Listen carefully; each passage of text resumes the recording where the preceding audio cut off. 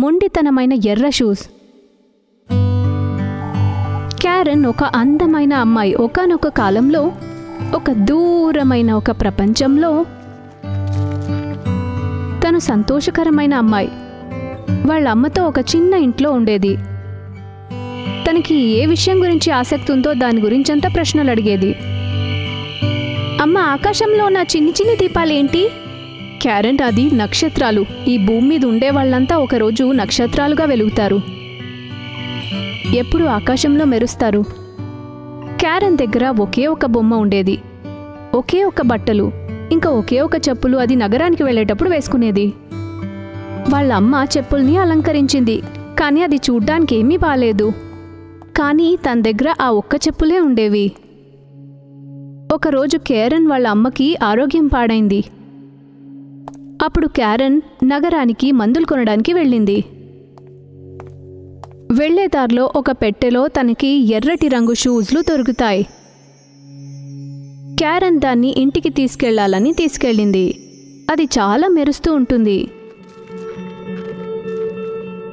అమ్మా, వీటిని చూడండి, ఇది నాకు ఆ వీధి చివరన దొరికింది. అవెంత బాగున్నాయో చూడండి, నాకు సరిగ్గా ఉన్నాయి. క్యారెన్, ఇది వేరే వాళ్ళది, నువ్వు దీన్ని తిరిగి ఇవ్వాలి. ఇవి వాళ్ళదే అయితే దీన్ని ఎందుకమ్మా బాక్స్లో పెట్టారు? వాళ్ళకు తెలియకుండా దాన్ని అక్కడ పడేసుండొచ్చు. లేదు, వాళ్ళు దీన్ని పడేయలేదు, ఇది నాకే దొరికింది, ఇది పూర్తిగా నాదే. అమ్మా, నేను చెప్పేది కొంచెం వినిపించుకో. నా వల్ల ఇప్పటికిప్పుడు నీకు షూస్ కొనడం అసలు కుదరదు. ఆ కారణానికి నువ్వు వేరే వాళ్ళ షూస్ వేసుకోవడం నాకు ఇష్టం లేదు. హఠం చేయకు ప్లీజ్. నాకు ప్రమాణం చెయ్యి దీన్ని వేసుకోనని. క్యారెన్ చాలా బాధగా వాళ్ళమ్మకి ప్రమాణం చేసి ఇక మీదట ఆ షూస్ వేసుకోనని వాళ్ళమ్మకి చెప్తుంది. క్యారెన్ దాన్ని మంచం కింద పెడుతుంది. ఎంతో సమయం గడిచినా క్యారెన్కి ఆ షూస్ మీదే గమనం. అమ్మకు అస్సలు అర్థం కాదు, ఇంత బాగుండే షూస్ని వీధిలో పాడేశారంటే అదెవ్వరికీ అక్కర్లేదేమో.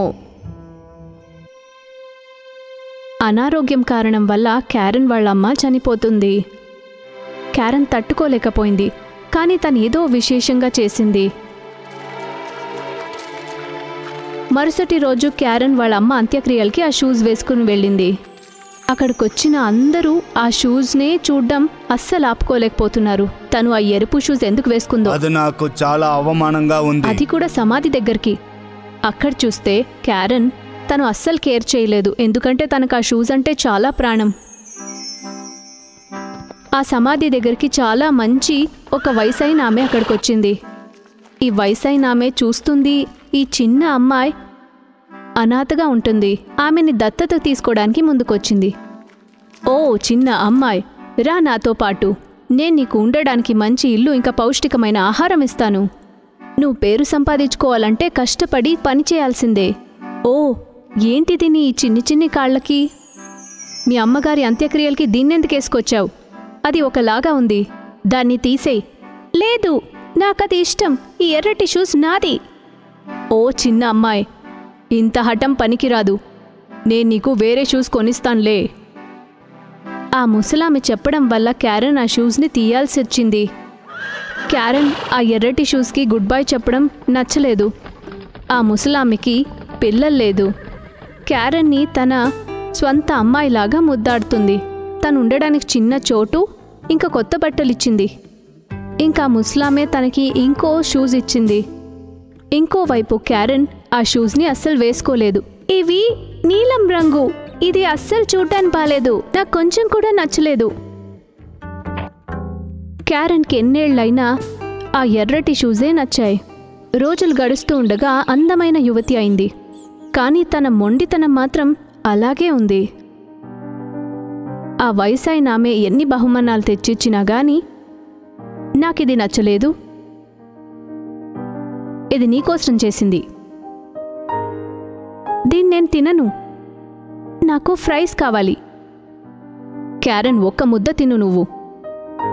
భోజనం కూడా తినకుండా క్యారెన్ టేబుల్ నుండి లేచింది. దీనివల్ల ఆ ముసలామికి బాధ కలిగింది. తనకు వేడివేడి ఫ్రెంచ్ ఫ్రైస్ చేసి తన రూమ్కి ఇచ్చేసింది. క్యారెన్ తన నీలం రంగు షూస్ని విప్పుతూ ఉంటుంది. చూడు, ఇలాగా నా దగ్గర ఉన్నవన్నీ చిన్నదైపోయాయి. పెద్దదయ్యాను. సరేరా, అలా అయితే కొత్త షూస్ ఇంకా కొత్త బట్టలు కొనుక్కుందాం. ముసలామె ఇంకా క్యారెన్ ఇద్దరు షాపింగ్కి వెళ్తారు. అలా చూడండి, నా దగ్గరున్న ఎరుపు షూస్ లాంటిదే, నాకవి కావాలి, రండి వెళ్ళి తీసుకుందాం. కేరన్, నువ్వు ఇంత విలువైన షూస్ వేసుకోవడం అవసరం లేదు. నువ్వు మంచి రంగు షూస్ వేసుకోవాలి. అంత్యక్రియానికి ఎర్రటి షూస్ వేసుకోలేరు. నేను నీకు ఒక జత చెప్పులు మాత్రమే తీసిగలను. ఆ నల్లటి షూస్ తీసుకుని ఇంటికెళ్దాం. నాకు నీరసం కలుగుతుంది. ఏం పర్వాలేదు, మీరు నాకు షూస్ తీసియలేదంటే నేను ఉత్తకాల్లోనే వస్తాను. అరే, నీకు ఇంత మొండితనం పనికిరాదు అమ్మాయి. తన దగ్గరున్న డబ్బులతో ఆ ముసలామె తనకి నల్లటి షూస్ కొనిస్తుంది, ఇంకా ఎర్రటి షూస్ కూడా. వాళ్ళు ఇంటికి నడుచుకుని రావాల్సిందే. ఆ వయసైన ముసలామె పాదాలు చాలా దెబ్బ తగులుతాయి. కానీ క్యారెన్ మీద తనకి చాలా కోపం వస్తుంది. క్యారెన్ అస్సలు కేర్ చేయలేదు. తన కొత్త ఎరుపు రంగు షూస్ తీసుకుని తన ఇంటికెళ్ళింది. ఒక వయసైన ఆమె క్యారెన్కి ఒకరోజు అంత్యక్రియలకి వెళ్ళాలి అని చెప్తుంది. క్యారెన్, నా నల్లటి షూస్నే వేసుకో. అంత్యక్రియలకి అస్సలు అది బాగా కనపడదు. క్యారెన్ నల్లటి షూస్ని తన గదిలో వెతుకుతుంది. ఎరుపు షూస్ని తను వెతకడానికి ముందే, కానీ తను ఎరుపు రంగు షూస్ వేసుకోవడానికే ఇష్టపడుతుంది. తను ఇల్లు వదిలేటప్పుడు ఆ ఎర్రటి షూస్ని తన స్కర్ట్తో మూసి పెట్టుకుంటుంది, ఎందుకంటే వయసైన ముసలామె చూడకుండా ఉండాలని.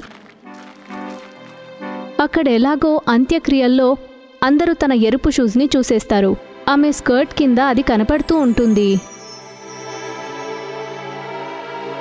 అంత్యక్రియలకి ఎర్రటి షూస్ వేసుకోవడంతో అందరూ మాట్లాడుతూ ఉంటారు, దీన్ని ఇక్కడికి వేసుకో రాకుండా ఉండాల్సిందని. వయసైన ముసలామె అక్కడ మాట్లాడడం విన్నప్పుడు కోపగించుకుంటుంది. నేను చెప్పింది అస్సలు నువ్వు వినలేదు కదా, మళ్ళీ నువ్వు నీ ఎర్రటి రంగు షూస్నే వేసుకొచ్చావు. క్యారెన్, నీకింత మొండితనమేంటి? కొంచెం మంచి బుద్ధి నేర్చుకో. తను క్యారెన్ చెయ్యి పట్టుకుని ఆ అంత్యక్రియలకి వెళ్ళిపోతుంది. అక్కడికి వెళ్తున్న సైనికుడు ఇదంతా చూస్తాడు. వాడు క్యారెన్ దగ్గరికి వచ్చినప్పుడు ఆ వయసాయన ఆమె ఇంకా క్యారెన్ ఆ బండి వైపు వెళ్ళిపోయారు. వచ్చి అతను షూస్ని మాట్లాడిస్తాడు. మొండిగా ఉండు, మీ యజమాని సంతోషంగా ఉండేట్టు కూర్చో. సైనికుడు తన పాదాల్ని తాకుతాడు. ఏంటిది? ఏం చేస్తున్నారు? లేవండి పైకి. నేను నీ అందమైన ఎరుపు షూస్ని చూశాను. నీకు నాట్యం బాగా వచ్చు. క్యారెన్ చాలా సంతోషపడి ఆ సైనికుడికి తనొక డాన్సర్ అని ప్రదర్శించుకోవాల్సొచ్చింది. తను అవ్వతో పాటు వెళ్ళడానికి ముందు సైనికుడు ముందు డాన్స్ చేస్తుంది. కానీ నేనెందుకు నా నృత్యాన్ని ఆపలేకపోతున్నాను? నా కాలు నిలవడం లేదు. నాకేం జరుగుతుంది? కేరన్, నువ్వేం చేయాలనుకుంటున్నావు? రా ఇక్కడికి. క్యారెన్ బండి కన్నా చాలా ముందుకు నడుచుకుంటూ వెళ్ళింది. ఆ ఎరుపు రంగు షూజు తన మాట అస్సలు వినలేదు. వాటికి కూడా మొండితనం. అవి తనని అడవిలోకి తీసుకెళ్ళింది, ఇంకా కొండకు కూడా. అవి నృత్యం చేశాయి, తాగాయి. క్యారెన్కి కాలు నొప్పెట్టాయి. నృత్యం చేసి తన వీపు కూడా నొప్పెట్టింది. తనకు తినడం కుదరలేదు, పడుకోవడం కూడా కుదరలేదు. తనకు ఇల్లు, మంచం కావాలనిపించింది. అంతేకాదు ఆ ముసలామె కూడా కావాలనిపించింది. ఆ షూస్ ఆగనే లేదు. తను పగలు రాత్రి నృత్యం చేస్తూనే ఉంది. అయ్యో, దయచేసి, నాకు చాలా నీరసం కలుగుతుంది. కానీ ఎవరూ తన సహాయానికి రాలేదు. క్యారెన్కి భయమేసింది. క్యారెన్ పాదాలకి చాలా గాయమేసింది. ఆ షూస్ తనని ముళ్ళల్లోకి తీసుకెళ్ళింది. ఆఖరికి ఎలాగో నృత్యం చేస్తూ చేస్తూ ఆ షూస్ని విప్పేస్తుంది. ఆ షూజు పడిపోతుంది. అయినా అవి నృత్యం చేస్తూనే ఉంటాయి. క్యారెన్ పాదాలకు చాలా గాయం కలిగి ఉంటుంది. ఒక కర్ర సహాయం లేకుండా తను నిలబడలేకపోయింది. అయ్యో, నా కాలు నొప్పెడుతుంది. నేను ఇంటికి వెళ్ళాలి. క్యారెన్ ఎలాగో ఇంటికి వెళ్తుంది. తన వెనకాలే ఆ ఎర్రటి షూస్ కూడా వస్తాయి. వయసైన ముసలామికి క్యారెన్ని చూసి చాలా సంతోషం కలిగింది. తనకి అన్నం తినిపించింది, ఇంకా విశ్రాంతి తీసుకోమని చెప్పింది. మరుసటి రోజు క్యారెన్కి మార్కెట్కెళ్లాలనిపించింది. తర్వాత తలుపులు తీసిన వెంటనే తన ఇంటి ముందే ఆ ఎర్ర టిష్యూస్ అక్కడే కూర్చునుంటుంది. అవి ఇంకా నృత్యం చేస్తూ ఉంటుంది. అది క్యారెన్ అస్సలు వదల్లేదు. వయసైన ముసలామే ఇంకా క్యారెన్ ఇద్దరూ ఆ నృత్యం చేసే షూస్ని చూసి ఆశ్చర్యపడ్డారు. క్యారెన్కి ఉన్నట్టుండి అర్థమవుతుంది ఇదంతా తన తప్పే అని. జీవితమంతా నేను మొండితనంతో ఉండకుండా ఉండాల్సింది. నాకు ఆ ఎరుపు రంగు షూస్ లాగే మొండితనం. నేను ఇల్లొదిలి బయటికి వెళ్ళలేకపోతున్నాను, బడికి వెళ్ళలేకపోతున్నాను, మార్కెట్కి వెళ్ళలేకపోతున్నాను, ఎక్కడికి వెళ్ళలేకపోతున్నాను. నన్ను క్షమించండి. ఇప్పుడు నేనేం చేయాలి? అయ్యో దేవుడా, ఆ మాయా షూస్ వెళ్ళిపోవాలని వేడుకో. నువ్వు చేసిన దానికంతా నువ్వు క్షమాపణ అడిగితే నిజంగా నీ వేడుకలు తీరుతాయి. క్యారెన్ పొద్దున్న, మధ్యాహ్నం, రాత్రి వేడుకుంటూనే ఉంటుంది. ఆమె తను కళ్ళు తెరిచింది. అప్పుడు తనకు ఆశ్చర్యం కలుగుతుంది. అదే సైనికుడు నగరం నుండి వచ్చి నిలబడ్డాడు. నువ్వు పాఠం నేర్చుకున్నది నాకు సంతోషంగా ఉంది. నీ మొండితనాన్ని వదిలినట్టే షూని వదిలేయాలి. ఇవంతా విని ఆ సైనికుడు ఇంకా ఎర్రటి షూస్ మాయమయ్యాయి. క్యారెన్ ఇంకా వయసైన అవ్వ సంతోషంగా జీవిస్తూ ఉంటారు. క్యారెన్ బాగా చదవడం మొదలుపెడుతుంది. ఇంకా ఎర్రటి షూస్ని మళ్ళీ తన జీవితానికి రానివ్వలేదు.